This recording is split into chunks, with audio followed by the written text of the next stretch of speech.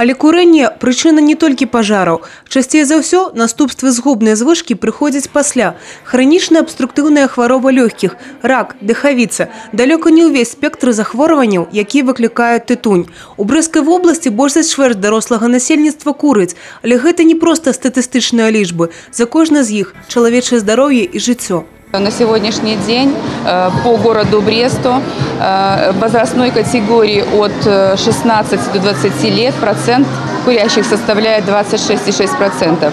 Дальше идет категория 21-30 лет.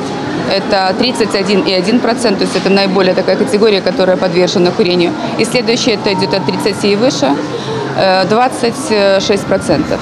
Супрацоўнікі МНС вобласці наведалі вучэбныя установы, прадпрыемствы, сустракаліся з грамадзянамі, каб яшчэ раз данесці ўсю згубнасць гэтай звычкі. В первую очередь были мероприятия на автовокзалах, на объектах общественного питания, в высших учебных заведениях. И сегодня наиболее запоминающие и полезные это были мероприятия в высших учебных заведениях, потому что там был живой диалог со студентами. Это долгосрочное мероприятие, оно не будет видно сразу. Но я надеюсь, что люди задумаются, ну, может быть, даже и бросят курить. Супрацоўнікі Брэскага гарадскога аддзела па надзвычайных сітуацыях яшчэ раз нагадалі аб правілах супрацьпажарнай бяспекі. Таксама кожны жадаючы змог прайсці псіхалагічнае тэсціраванне, каб даведацца, наколькі звычка курыць укаранілася. Таксама можна было абмяняць цыгареты на яблыкі або апельсины. Как я могу к этому относиться? Я не курю, я не знаю, как это курящим быть. Это плохо для здоровья, конечно, в первую очередь.